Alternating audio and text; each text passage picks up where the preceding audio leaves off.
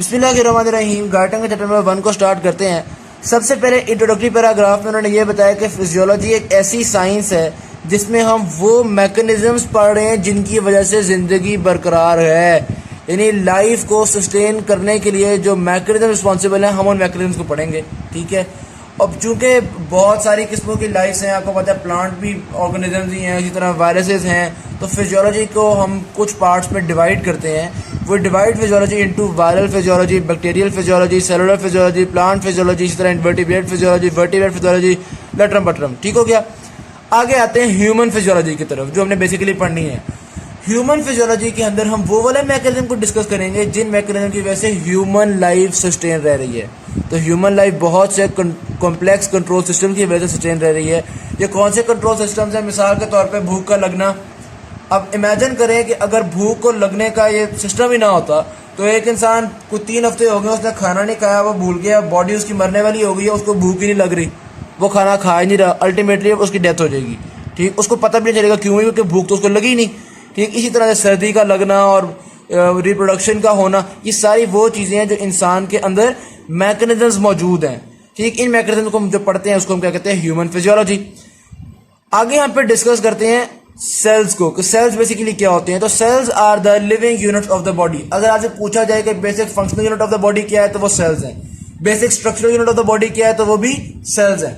ठीक, अब आगे सेल्स के बारे में लिखा हुआ है, हमारी बॉडी के अंदर टोटल 100 ट्रिलियन सेल्स होते हैं। इन 100 ट्रिलियन सेल्स में से 25 ट्रिलियन तो रेड ब्लड सेल्स ही हैं। 100 ट्रिलियन सेल्स में से 25 ट्रिलियन आरबीसीज हैं और 75 ट्रिलियन बाकी सारे एडिशनल सेल्स हैं। तो अगर आपसे पूछा जाए तो 1/4 जो सेल्स होते हैं वो आरबीसीज होते हैं। टोटल बॉडी सेल्स में से 1/4 तो आरबीसीज हैं। आप देख रहे हैं 100 ट्रिलियन में से 25 ट्रिलियन आरबीसीज हैं। फिर वो कहते हैं कि ऑल्दो जो सेल्स होते हैं वो एक दूसरे से थोड़ा बहुत डिफर कर रहे होते हैं, लेकिन बेसिक चीज़ें उनके अंदर सेम होती हैं। जैसे कि सारे सेल्स ऑक्सीजन को यूज़ करते हैं, एनर्जी को प्रोड्यूस करते हैं, कार्बोहाइड्रेट्स वगैरह को यूज़ करके रिएक्शन होता है। तो ये तकरीबन सारे सेल्स में इसी तरह से होता है और सारे सेल्स को एनर्जी चाहिए सेल फंक्शन को करने के लिए। ठीक, इसी तरह मोस्ट ऑफ द सेल्स जो हैं उनके अंदर रिप्रोडक्शन का मैकेनिज्म मौजूद है। तो ये चीज़ आपके पास गार्टन के अंदर मौजूद है। अच्छा, वैसे एक क्वेश्चन आता है कई दफा सेल थ्योरी का, कि सेल थ्योरी में बेसिकली क्या होता है, तो उसका गार्टन में उतना अच्छा आंसर मौजूद नहीं है। शेयरवुड के अंदर सेल थ्योरी का आपके पास टॉपिक डिस्कस किया हुआ है, तो उसके जो मेन पॉइंट्स है मैं डिस्कस कर देता हूँ ताकि अगर कभी एसईक्यू आ जाए सेल थ्योरी पे तो आप उसमें क्या क्या लिखेंगे। तो ये देखिएगा, सेल थ्योरी अगर आ जाए तो cell is a basic structural and functional unit of life, पहला point. Number 2, functional activity of each cell depend on specific structural protein of the cell. ठीक है, यानी कि सेल्स की भी जो एक्टिविटीज है वो कुछ ना कुछ किसी न किसी प्रोटीन पर डिपेंड कर रही होती हैं। Number 3, cell is the building block of the body. Number 4, organisms structure and function depend upon the cell. ये तकरीबन वही वाली बात है कि cell is the basic structural and functional unit. ठीक, लेकिन बहरहाल एक अलग पॉइंट लिखा हुआ है शेयरवुड में, तो मैंने उसी तरह से लिख दिया। और फिर ओमने सेलुलर, ई सेलुलर, यानी कि all cells arise from pre existing cells. ठीक, और फिर 6 पॉइंट है, fundamentally all cells are similar. ठीक, उसकी वजह आपको पता है कि सारे सेल्स चूंकि एक दूसरे सेल से निकल रहे हैं तो फंडामेंटली सारे सेल्स सिमिलर है। तो ये सेल थ्योरी के अगर आपको एसईक्यू आया था तो ये कुछ पॉइंट्स है जो आप उसमें लिख सकते हैं। आगे आ जाते हैं हम एक्स्ट्रा सेलुलर फ्लूइड की तरफ, जिसको आप internal environment of the body भी कहते हैं। तो यहाँ पे वो ये बता रहे हैं कि 60% of the human body is made up of fluid.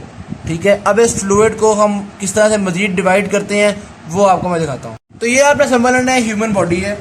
ये ह्यूमन बॉडी 60% फ्लूइड से बनी हुई है और 40% सॉलिड मटेरियल है इसमें। ठीक है, तो 60% तो फ्लूइड ही फ्लूइड मौजूद है। इस 60% फ्लूइड का तकरीबन 2/3 फ्लूइड जो है ना वो सेल्स के अंदर होता है। ये जो सेल्स मैंने ब्लैक कलर के शो किए हुए हैं इनके अंदर होता है। ठीक है, जो फ्लूइड सेल्स के अंदर होता है उनको हम कहते हैं इंट्रा सेलुलर फ्लूइड। ठीक, और बाकी का जो 1/3 फ्लूइड है वो सेल से बाहर होता है। तो जो फ्लूइड सेल से बाहर होता है उसको हम नाम देते हैं एक्स्ट्रा सेलुलर फ्लूइड। अब इस 60% में से टोटल फर्दर इस 60% को डिवाइड कर रहे हैं हम, तो 40% आपके पास सेल्स के अंदर है यानी इंट्रा सेलुलर फ्लूइड और 20% सेल्स के बाहर है यानी एक्स्ट्रा सेलुलर फ्लूइड। ये तो हमने इस फ्लूइड को मजीद डिवाइड कर दिया। अब ये जो एक्स्ट्रा सेलुलर फ्लूइड है इसमें से कुछ फ्लूइड आप देख रहे हैं कि वो ब्लड प्लाज्मा के फॉर्म में ब्लड वेसल्स के अंदर होगा और कुछ फ्लूइड जो है वो इंटरस्टिशियल स्पेसेस जो होती हैं, यानी कि दोनों सेल्स के बीच में जो स्पेसेस होती हैं उसमें मौजूद होगा। सारी सी बात है।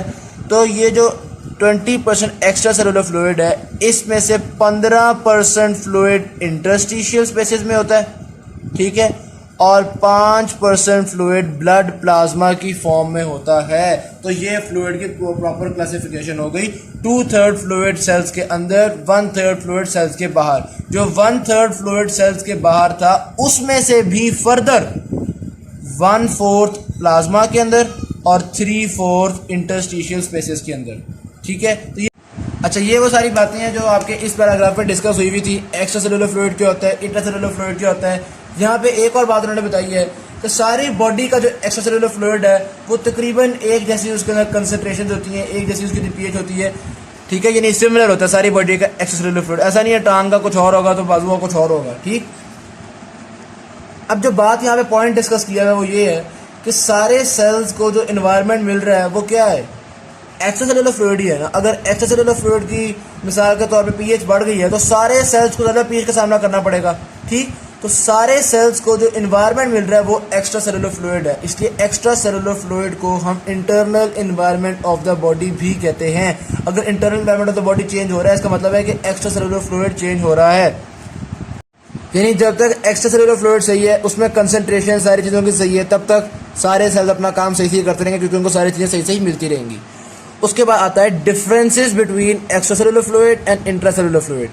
इसमें बेसिकली उन्होंने आपको कंसंट्रेशन का डिफरेंस बताया हुआ है कि आपका जो एक्स्ट्रा सेलुलर फ्लूइड होता है उसके अंदर सोडियम, क्लोराइड और बाइकार्बोनेट आयंस लार्ज अमाउंट में मौजूद होते हैं।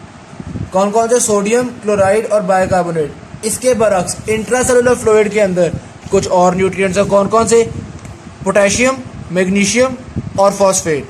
तो इंट्रासेलुलर फ्लूइड में कौन कौन से हैं, पोटेशियम, मैग्नीशियम और फॉस्फेट लार्ज अमाउंट में मौजूद होंगे। और एक्स्ट्रासेलुलर फ्लूइड में कौन कौन से थे, सोडियम, क्लोराइड और बाइकार्बोनेट। उसके अलावा आपका जो एक्स्ट्रासेलुलर फ्लूइड होता है उसके अंदर ऑक्सीजन भी होती है, उसके अंदर न्यूट्रिएंट्स भी होते हैं, ग्लूकोज वगैरह होती है जो उसने सारे सेल को सप्लाई करनी होती है।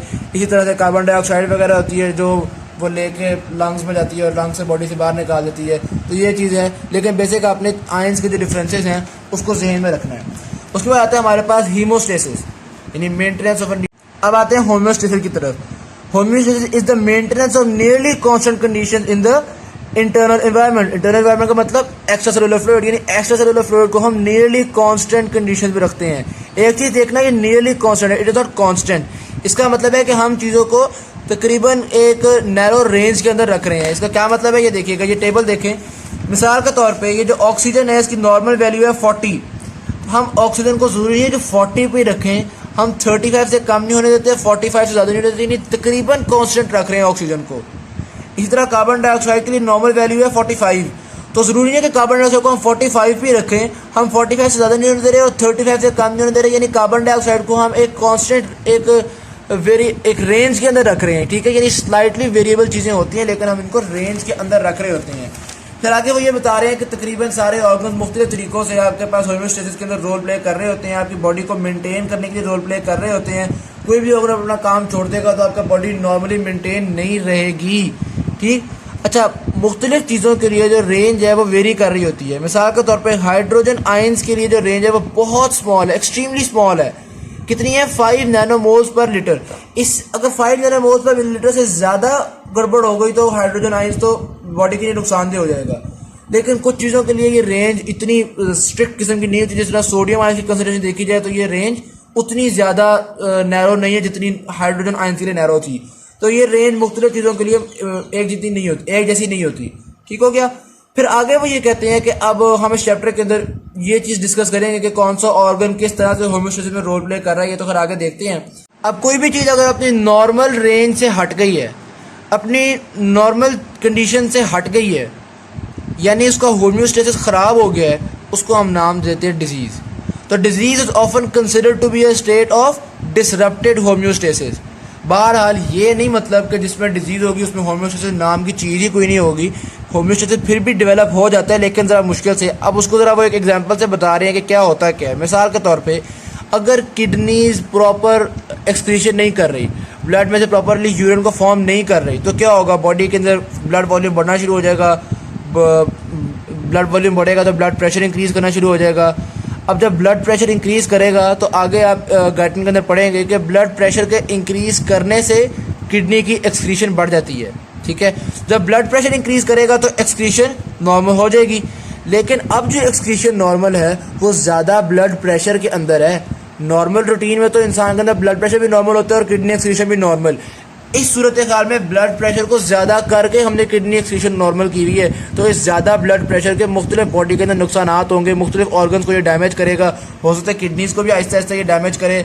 लेकिन ये हम कह रहे हैं एक तरह का एक ट्रेड ऑफ होता है, एक हम ट्रेड करते हैं। ट्रेड क्या है कि हमने किडनीज़ की जो एक्सक्रीशन थी उसको आर्जी तौर पर नॉर्मल तो कर लिया है, ये तो हमारा फ़ायदा हो रहा है, और नुकसान क्या हो रहा है कि ब्लड प्रेशर बॉडी के अंदर ज़्यादा है। In the long term body के अंदर हल्के हल्के से डैमेजेस हो रहे हैं। तो ये एक तरह का हमने ट्रेड ऑफ कर लिया कि एक एबनॉर्मेलिटी आई कि किडनीज ने सुस्ती का मुजाहरा किया, उसके रिजल्ट में ब्लड प्रेशर इंक्रीज हुआ, हमने टेम्परेली उस मसले को हल कर लिया कि किडनीज की एक्सक्रीशन को नॉर्मल कर लिया। लेकिन इन द लॉन्ग रन एक नुकसान ज़रूर हो रहा है कि ब्लड प्रेशर बॉडी के अंदर ज़्यादा रह रहा है। ठीक, तो आगे इस तरह से हम मुख्तलिफ चीज़ों को डिस्कस करते हैं। आगे आता है extra cellular fluid transport and mixing system. तो इसमें सिंपल सी बात यह है कि एक्स्ट्रा सेलुलर फ्लूइड जो है उसकी ट्रांसपोर्ट दो स्टेजेस में हो रही होती है। वो क्या दो स्टेजेस है, मैं वाइट बोर्ड पर डिस्कस करता हूँ। अच्छा, ये समझना आपने कि ये ब्लड वेसल्स हैं, आपके पास सेल्स और इंटरस्टिशियल स्पेसेस हैं। तो पहले तो ब्लड फ्लो कर रहा होता है तो आपका एक्स्ट्रा सेलुलर फ्लूइड मूव कर रहा है। ठीक है, फिर कैपिलरीज लेवल पे आ गए, जब कैपिलरीज लेवल पे आ गए तो फिर अंदर से कुछ ना कुछ फ्लूइड जो है वो निकल के इंटरस्टिशियल स्पेसेस में आ रहा होता है। ठीक है, तो ये एक तरह की मूवमेंट है, ये दूसरी तरह की मूवमेंट है। ये दो स्टेजेस में आपकी एक्स्ट्रासेलुलर फ्लूइड की मूवमेंट हो रही होती है। फिर जो मूवमेंट ऑफ एक्स्ट्रासेलुलर फ्लूइड आपने देखी है, इसमें आपने ब्लड फ्लो का भी जिक्र किया है। तो फिगर 1.1 में आपको वो यही सर्कुलेटरी सिस्टम शो कर रहे हैं कि किस तरह से ब्लड जो है वो सारी बॉडी में से गुजर रहा होता है। ये पूरा उन्होंने एक तरह का सर्किट शो किया हुआ है, और वो ये बता रहे हैं कि नॉर्मल रूटीन के अंदर, एक नॉर्मल बंदे के अंदर 1 मिनट में ब्लड जो है वो सारे सर्किट में से गुजर जाता है, सारा ब्लड सारे सर्किट में से पास कर जाता है। अलबत्ता एक्सरसाइज में या एक्सट्रीम कंडीशंस में, एक्टिव कंडीशंस में सर्कुलेशन इतनी तेज़ भी हो जाती है कि ब्लड 1 मिनट में 6 दफ़ा पूरे सर्किट में से गुजर जाए। तो ये उन्होंने आपको ब्लड फ्लो के बारे में बड़ी सिंपल सी बेसिक सी बात बताई है। आगे वो ये बता रहे हैं कि जब ब्लड आपकी कैपिलरीज में से गुजर रहा होता है तो कैपिलरीज की वॉल में से प्लाज्मा का फ्लूइड हो गया या डिजॉल्व सब्सटेंसेस हो गए, ये डिफ्यूज़ हो रहे होते हैं, कैपिलरी से बाहर जा रहे होते हैं और बाहर से कुछ सब्सटेंसेस अंदर भी आ रहे होते हैं, डिफ्यूजन हो रही होती है। अलबत्ता प्लाज्मा प्रोटीन्स चूँकि उनका साइज़ थोड़ा बड़ा होता है वो नहीं डिफ्यूज़ हो पा रहे होते हैं, लेकिन बाकी जो मटीरियल होते हैं जो छोटे साइज़ में होते हैं वो आराम से डिफ्यूज़ हो रहे होते हैं। डिफ्यूजन की वजह काइनेटिक मोशन होता है कि ब्लड के अंदर भी एक हलचल मची हुई है, बाहर भी हलचल मची हुई है, तो एक काइनेटिक मोशन इसकी रीज़न होती है। उसके बाद ये काइनेटिक मोशन बताने के बाद वो ये बता रहे हैं कि कैपिलरीज का जो नेटवर्क है वो इतना एक्सटेंसिव होता है कि किसी भी सेल से बड़ी हद 50 माइक्रोमीटर के डिस्टेंस पे कोई ना कोई कैपिलरी गुजर रही होती है। इसलिए किसी भी सेल तक अगर कोई सब्सटेंस पहुंचाना हो तो विद इन फ्यू सेकंड्स वो चीज़ डिफ्यूज करके वहाँ तक पहुँच जाती है। ठीक है, ये चीज़ यहाँ पर उन्होंने डिस्कस कर ली।